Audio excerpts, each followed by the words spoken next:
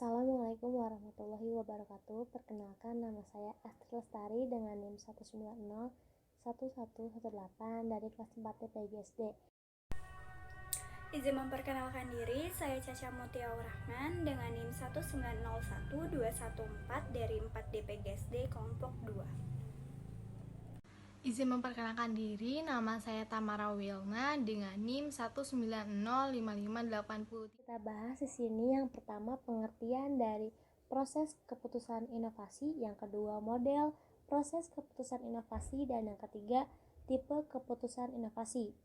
Proses keputusan inovasi pendidikan adalah proses yang dilalui atau dialami oleh individu atau unit pengambilan keputusan lain. Proses keputusan inovasi ini merupakan serangkaian kegiatan yang berlangsung dalam jangka waktu tertentu dan tidak berlangsung seketika, sehingga seseorang atau sekelompok orang, atau bisa disebut juga organisasi, dapat menilai dan mempertimbangkan inovasi pendidikan yang ditawarkan. Nah, selanjutnya di sini ada proses keputusan inovasi yang terdiri atas 5 tahap. Yang pertama ada tahap pengetahuan atau knowledge, yang kedua ada tahap pujukan atau persuasion, dan yang ketiga ada tahap keputusan atau decision. Yang keempat ada tahap implementasi atau implementation, dan yang terakhir, yang kelima ada tahap konfirmasi atau confirmation. Nah, kita bahas satu persatu ya. Menurut Roger pada tahun 1983, proses keputusan inovasi terdiri atas 5 tahap. Yang pertama, tahap pengetahuan atau knowledge. Nah, proses keputusan inovasi ini dimulai dengan tahap pengetahuan, yaitu tahap saat seseorang menyadari adanya inovasi dan ingin tahu fungsi inovasi tersebut. Menyadari atau membuka diri terhadap inovasi tentu dilakukan secara aktif, bukan secara pasif. Misalnya pada siaran televisi disebutkan bahwa pada pukul 19.30 akan disiarkan tentang metode baru cara mengajar berhitung di sekolah dasar. Guru A yang mendengar dan melihat acara tersebut menyadari bahwa ada metode baru tersebut. Ia pun mulai proses keputusan inovasi pada tahap pengetahuan. Adapun guru B, walaupun mendengar dan melihat acara TV, tidak ingin tahu, maka belum terjadi proses keputusan inovasi. Lalu yang kedua ada tahap pujukan atau persuasion. Pada tahap persuasi dari proses keputusan inovasi, seseorang membentuk sikap menyenangi atau tidak menyenangi terhadap inovasi. Jika pada tahap pengetahuan, proses kegiatan mental yang utama bidang kognitif. Pada tahap persuasi, proses kegiatan mental yang berperan utama adalah bidang afektif atau perasaan.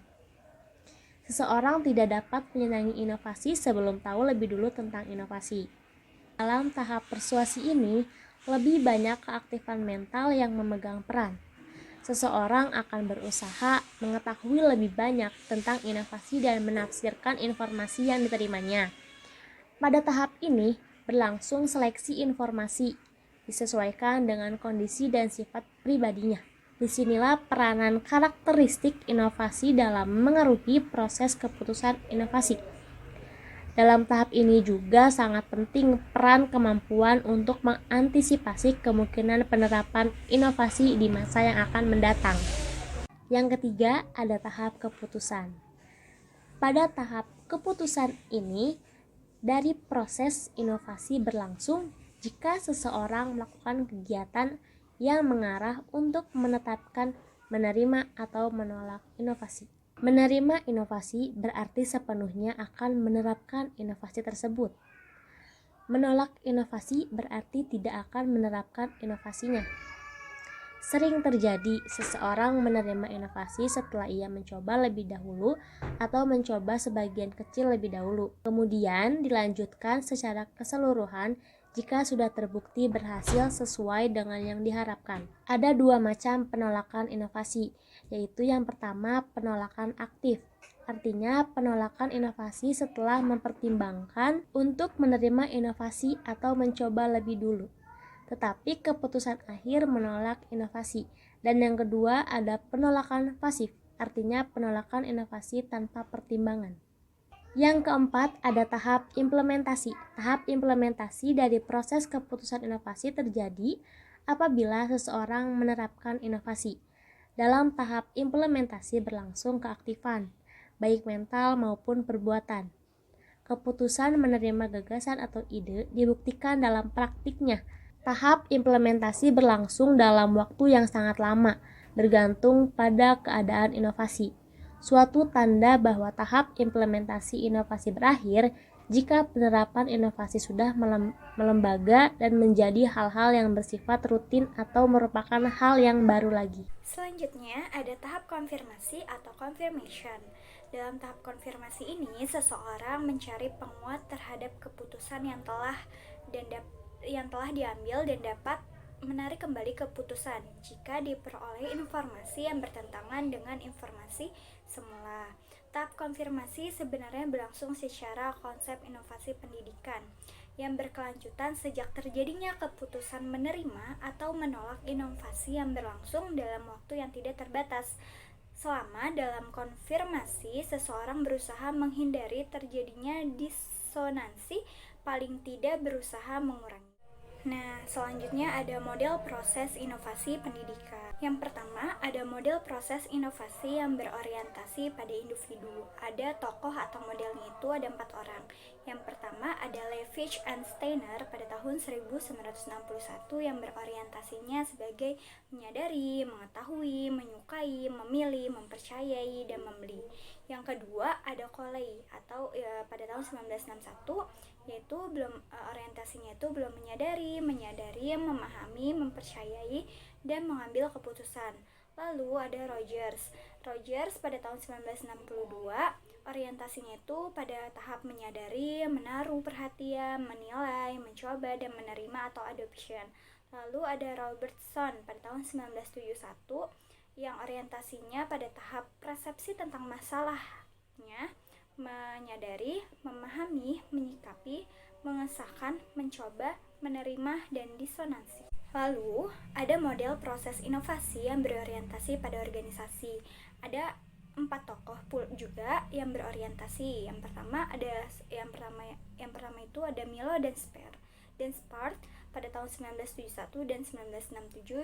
Nah, yang berorientasi pada tahap konseptualisasi, tentatif adopsi, penerima sumber, implementasi, institusionalisasi, penemuan ide, adopsi, dan implementasi. Lalu ada Haig and Aiken dan Wilson pada tahun 1970 dan 1966 yang berorientasi pada tahap evaluasi, inisiasi, implementasi, rutinitas, konsepsi, perubahan, pengusulan perubahan atau adopsi, dan implementasi. Lalu selanjutnya ada tipe keputusan inovasi pendidikan. Yang pertama ada keputusan inovasi opsional. Nah, keputusan inovasi opsional adalah pemilihan menerima atau menolak inovasi berdasarkan keputusan yang telah ditentukan oleh individu atau seseorang secara mandiri tanpa bergantung atau terpengaruh dorongan anggota sistem sosial yang lainnya. Meskipun orang yang mengambil keputusan itu berdasarkan norma sistem sosial atau hasil komunikasi interpersonal dengan anggota sistem nasional yang lainnya. Selanjutnya ada keputusan inovasi kolektif. Keputusan inovasi kolektif ini adalah pemilihan untuk menerima atau menolak inovasi berdasarkan keputusan yang dibuat secara bersama-sama berdasarkan dengan kesepakatan antar anggota sistem sosial. Jadi, semua anggota dalam sistem sosial harus menaati keputusan bersama yang telah diputuskan. Sebagai contoh, misalnya atas kesepakatan warga masyarakat di setiap RT untuk tidak membuang sampah di sungai. Yang kemudian, kesepakatan tersebut disahkan pada rapat antar ketua RT dalam suatu wilayah RW. Maka, konsekuensinya, semua warga RW harus menaati keputusan tersebut. Walaupun mungkin secara pribadi masih ada beberapa individu yang masih keberatan atas pengesahan keputusan tersebut. Yang selanjutnya ada keputusan inovasi otoritas. Keputusan inovasi otoritas adalah pemilihan untuk menerima atau menolak inovasi berdasarkan keputusan yang dibuat oleh seseorang atau sekelompok orang yang mempunyai kedudukan, status, wewenang, atau kemampuan yang lebih tinggi daripada anggota yang lainnya dalam suatu sistem sosial. Para anggota sama sekali tidak mempunyai pengaruh atau peranan dalam membuat keputusan inovasi. Para anggota hanya melaksanakan apa yang telah diputuskan oleh unit pengambil keputusan. Yang terakhir ada keputusan inovasi kontingensi. Keputusan inovasi kontingensi adalah pemilihan menerima atau menolak suatu inovasi. Dapat dilakukan setelah ada keputusan inovasi yang mendahulunya. Ciri pokok dari keputusan inovasi kontingensi adalah digunakannya 2 atau lebih keputusan inovasi secara bergantian untuk menangani suatu difusi inovasi. Misalnya sebagai contoh, keputusan untuk mengadopsi metode mengajar baru dapat dilakukan setelah ada keputusan kolektif. Tetapi keputusan kontingensi ini biasanya merupakan kombinasi dari 2 atau lebih keputusan inovasi. Sekian penjelasan materi proses keputusan inovasi dari kelompok 2. Semoga ilmunya dapat bermanfaat. Terima kasih. Wassalamualaikum warahmatullahi wabarakatuh.